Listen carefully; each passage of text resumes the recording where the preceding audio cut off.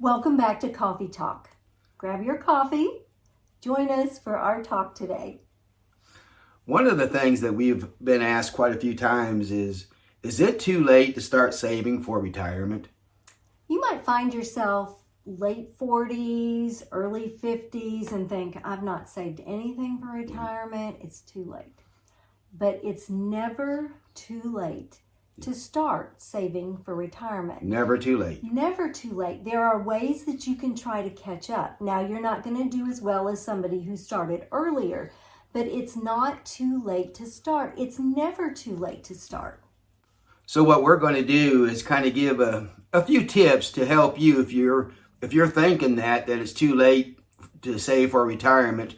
We're going to give you a couple tips to reassure you that it's never too late. So the first thing that you could do is to max out your 401k or your 403b, whatever you have. Find out for your age the maximum that you can put in per year, and then do that. That will help you to catch up some. Now, like we said before, you're not going to be in a place where somebody in their 20s or 30s are, but you'll be amazed at how quickly it mounts up. So you can find out, just go online, find out for your age, because the older you get, the more that you can put in. And if you have to cut corners here and there to max out, it's worth it. You need to do that. That's a good way to try to catch up. And, it's very beneficial if you can find a good financial advisor to say, hey, I haven't been saving any money for retirement. Is there things that I can do? Can you help me plan for retirement? And if you find a real good financial advisor, man, it's going to be very beneficial, and they can help you so much. They have such valuable information, and they can tell you at your age what the maximum you can put into your 401k or 403b. And so they can give you all that information, and they can help you to protect your things from taxes as much as possible. And so it's very good to have a financial planner. So another way that you can plan towards retirement is to cut your monthly expenses. Look for, do I have prescriptions that I don't even use? Or subscriptions to things like, I don't know, you might have Netflix, or you might have subscriptions to magazines or other things that you don't even use, you don't even look at. So those are things you could cut out and save immediately. You could, instead of eating out, you could eat more meals at home. Take your lunch to work. There's a lot of ways that you can cut down on your monthly expenses. And then look over your budget. How can you save in the various areas? You don't have to go get a new outfit every week or whatever, get the latest and greatest. For a while, you may have to really tighten the belt and do some saving so that you can maximize those retirement benefits, and that will help you catch up. Once you cut back on a few things, it'll seem kind of rough for the first, say month or two. But after those first couple of months, the routine becomes so normal that you won't even realize that you're doing without that $25 or extra $50 a month that you're putting into your retirement. And if you have that taken out before you see it, you'll learn to live without it. Yes. And you won't even miss it. So that's a good way to save, is to just have it automatically put in there. When you get paid, you don't see it, and so therefore you don't miss it. And then if you're going to make any big purchases or whatever, always research and see, okay, what's the best deal on this?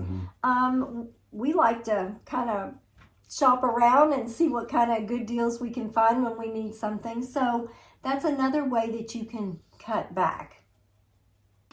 So the bottom line is this: cutting back is painful. If it was easy, everybody would be doing it, and everybody would be great at finances. But it's painful.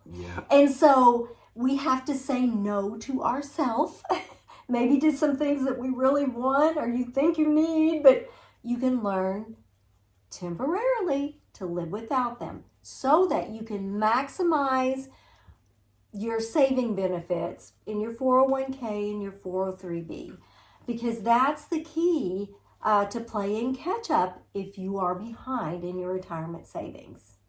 And whatever you can catch up now for the next, say, 5 to 10 years, you'll be so thankful when that time comes that you can retire. You'll be thinking, man, first you'll probably be thinking, if I would have only done this 20 years earlier, how much better off you'd be. But you'll be surprised how much money that you'll have if you just start cutting back a little at a time. And like I said, the routine will get so normal that you won't even miss it.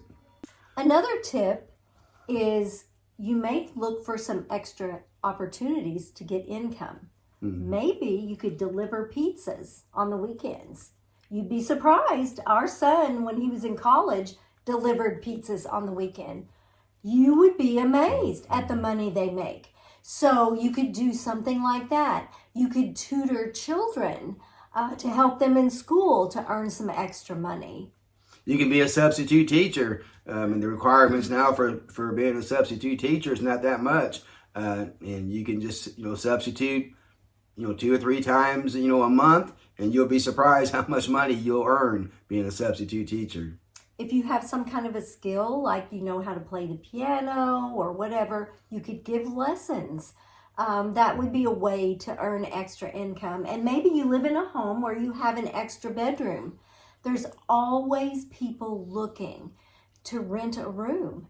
And that could be extra income for you. So if you think, oh, there's just no way that I can maximize my retirement 401k now because I don't have enough income, well, then you need to look at earning some extra. Think outside the box. There's so many different revenues that's available outside that you just got to think about them. And then the ones that you think you might enjoy, then take advantage of it.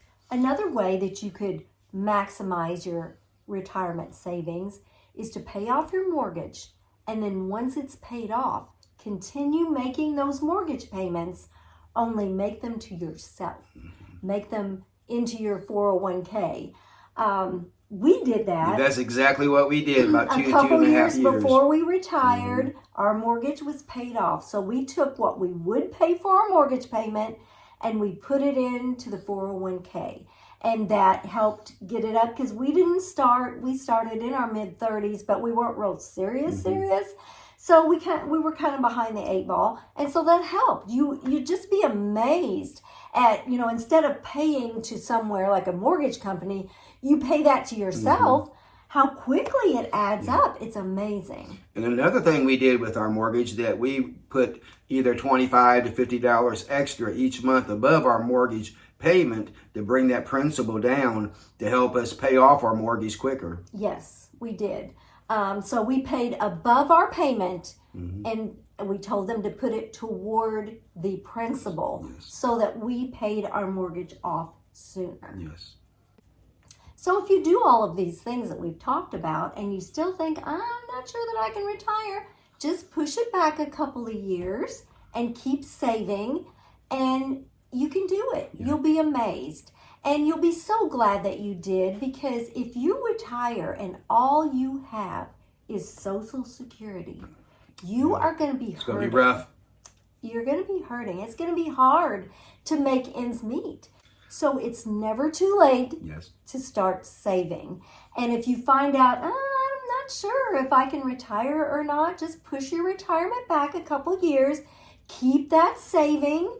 And you'll be amazed. You'll be so glad that you did. Because if you retire just on Social Security, you're going to struggle. Yeah. It's going to be hard to make ends meet. So you really need to put some money back for retirement. And it's never too late to start. No, you can do it. Trust me, you can do it. Thanks for joining us today for our coffee talk. If you have something you want us to talk about, let us know in the comments. We'll see you next time on Retired and Loving It. If you'd like to see more of our videos, click the video that just popped up on your screen.